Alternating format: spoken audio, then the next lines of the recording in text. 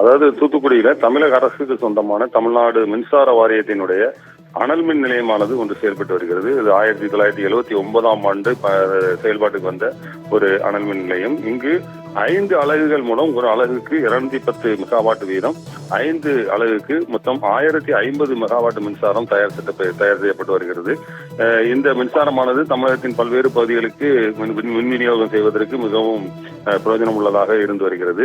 இந்த நிலையில் தான் நேற்று சனிக்கிழமை நள்ளிரவு அந்த அனல் மின் நிலையத்தில் குளிரூட்டும் பகுதிக்கு அருகே கண்ட்ரோல் ரூமுக்கு கீழே, கண்ட்ரோல் ரூம் வந்து ஃபர்ஸ்ட் ஃப்ளோர்ல இருக்கு, அதற்கு நேர் கீழே தரைதளத்துல தான் அந்த கேபிள்கள் கேலரி என்று அழைக்கக்கூடிய அனல் மின் நிலையத்தின் அனைத்து பகுதிகளையும் இணைத்து இதைத்தான் பெரிய டவர்கள் மூலமாக மற்ற இடங்களுக்கு இந்த மின்சாரமாக கொண்டு செல்லப்படுகிறது. இந்த இணைக்கக்கூடிய அந்த அனைத்து வயர்களையும் இணைக்கக்கூடிய பகுதியில் தான் திடீரென ஒரு தீ விபத்து ஏற்பட்டதாம். இந்த தீ விபத்து மலவளமலையில இருந்து அந்த அனைத்து பகுதிகளிலும் வேகமாக பரவ தொடங்கியுள்ளது. இந்த தீ விபத்தில் மின்சார வயர்கள் மற்றும் பிரேக் ஆயில்கள், அதாவது அந்த இடத்துல குளிரூட்டுவதற்காக வைக்கப்பட்டிருந்த ஆயில்கள் மற்றும் அந்த ஆயில் டேங்குகள் அனைத்துமே அந்த இடத்தில் இருந்ததால் தொடர்ந்து ஒரு மிகப்பெரிய ஒரு தீ விபத்து ஏற்பட்டுள்ளது. இந்த தீயை அணைக்கும் பணிக்காக தூத்துக்குடி, திருநெல்வேலி, கன்னியாகுமரி போன்ற மாவட்டங்களில் இருந்து சுமார் 20க்கும் மேற்பட்ட தீயணைப்பு வாகனங்கள் விரைந்து வந்து அந்த தீயை அணைக்கும் பணியில் ஈடுபட்டுள்ளனர். இந்த அனல் மின் நிலைய பகுதி முழுவதும் கரும் புகையாக காணப்பட்டதால் அந்த தீயை அணைக்கும் பணியில ஒரு சிரமம் ஏற்பட்டுள்ளது. மேலும் கரும்புகையில் சிக்கி அந்த மூச்சு திணறல் ஏற்பட்டதால் 2 தீயணைப்பு வீரர்கள் மயக்கமடைந்தனர். அவர்களையும் உடனடியாக அரசு மருத்துவக் கல்லூரி மருத்துவமனைக்கு அனுப்பி வைத்து அதை தீவிர சிகிச்சை பிரிவில் அனுப்பி வைக்கப்பட்டார்கள். ஆனால் அவர் இப்பொழுது நல்ல குணமடைந்து அதாவது சீரான நிலையில் இருக்கின்றார். இந்த தீ விபத்து காரணமாக அனல் மின் நிலையத்தில் 3 அலகுகள், அதாவது 1, 2 மற்றும் 3 ஆகிய 3 அலகுகள்ல இந்த தீ விபத்து ஏற்பட்டதனால மின்சார உற்பத்தியானது நிறுத்தப்பட்டுள்ளது. இதனால் 630 மெகாவாட் மின்சாரமானது உற்பத்தி பாதிக்கப்பட்டுள்ளது. நவீன கருவிகள் இல்லாத காரணத்தால் தீயை அணைக்கும் பணியில ஒரு தொய்வு ஏற்பட்டது.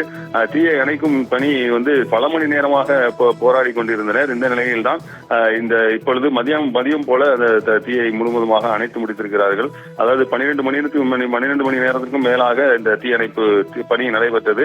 இப்போதுதான் அனைத்து தீயையும் அணைத்து உள்ளார்கள். இன்னும் சில இடங்களில் சிறிய புகைகள் வந்த வண்ணம் இருக்கிறது.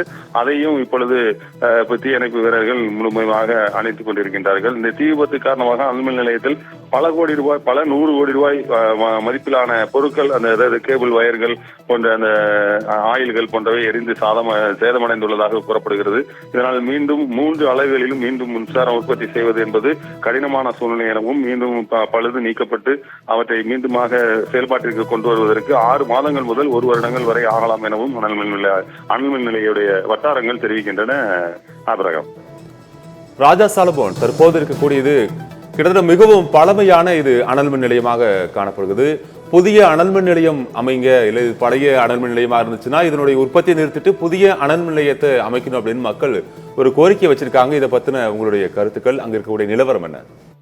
1979ஆம் ஆண்டு கட்டப்பட்ட இந்த அனல் மின் நிலையமானது 30 வருடங்கள் தான் அதற்கான 25 வருடங்கள் மற்றும் 30 வருடங்கள் வரை அதை பயன்படுத்தலாம் எனதுதான் அதற்கு முன்பாகவே கூறப்பட்டது. தற்போது பார்த்தீர்கள் என்றால் இது 45 வருடங்கள் வரை ஆனது போல் ஆகிவிட்டது. எனவே ஆனாலும் இது அடிக்கடி அந்த 1, 2, 3, 4 அந்த அலகுகள்ல அடிக்கடி பழுது ஏற்பட்டு வந்தது. அடிக்கடி இது ரிப்பேர் ஆகிவிடும். உடனடியாக அதை சரி செய்வது 1 வாரம் 10 நாட்கள் 1 மாதம் வரை அதை நிறுத்தி வைத்து அதை பழுது நீக்குவது போன்ற காரியங்களை செய்து வந்தார்கள். தற்போது முழுமையாக சேதமடைந்த நிலைமையில் இப்படியாக ஒரு பெரிய தீ விபத்து ஏற்பட்டுள்ளது.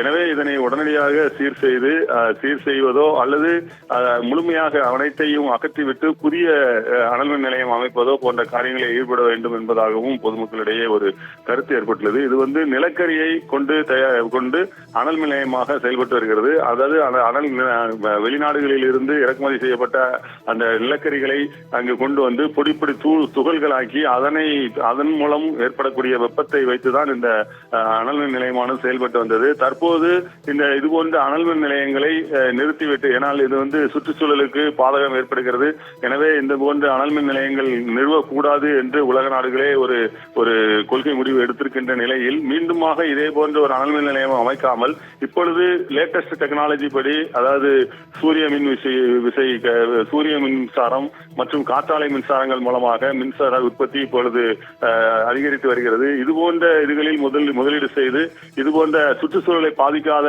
வண்ணமான ஒரு மின் உற்பத்தியை துவங்க வேண்டும் என்பதும் பொதுமக்களுடைய கோரிக்கையாக உள்ளது. ஆபரகாம். ராஜா சாலமோன், தற்போது அங்க இருக்கக்கூடிய 3 அலகுகள்ல மின்சார உற்பத்தியானது தடைபட்டு இருக்குது. மேலும் அந்த உற்பத்தி மீண்டும் தொடங்குவதற்கு 6 மாதத்திலிருந்து 1 வருடம் வரைக்கும் ஆகும்னு சொல்லியிருக்கீங்க. இதனால தமிழ்நாட்டுக்கு ஏதாவது மின் தட்டுப்பாடு ஏற்பட வாய்ப்பு இருக்குதா? விவரங்கள். நிச்சயமாக ஆபரகாம், இது கண்டிப்பாக ஒரு பாதிப்பு ஏற்படதான் செய்யும். ஏன்னா திடீரென 630 மெகாவாட் மின்சாரம் நமக்கு தடைபடுகிறது என்கிற போது கண்டிப்பாக இதில் கொஞ்சம் தமிழ்நாட்டுக்கு கிடைக்க வேண்டிய மின்சார உற்பத்தி கொஞ்சம் தடைபடத்தான் செய்யும். இருந்தாலும் இப்பொழுது நான் ஏற்கனவே கூறியது போல அந்த மின்சார, அதாவது சூரிய ஒளி மின்சாரம் மற்றும் காற்றாலை மின்சாரங்கள் மற்றும் நீர்வழி மின்சாரங்கள் போன்றவை வந்து கொண்டிருப்பதால் ஓரளவுக்கு சமாளிக்கலாம் என்பதாக தான் கூறுகின்றார்கள். இப்போதைக்கு மிகப்பெரிய ஒரு தேவை அந்த மின் சேவை என்பது இருக்காது.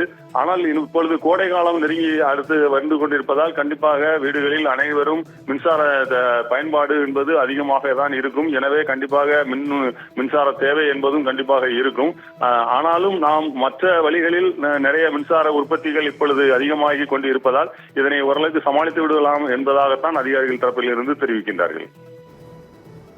தகவலுக்கு நன்றி ராஜா சாலமோன்.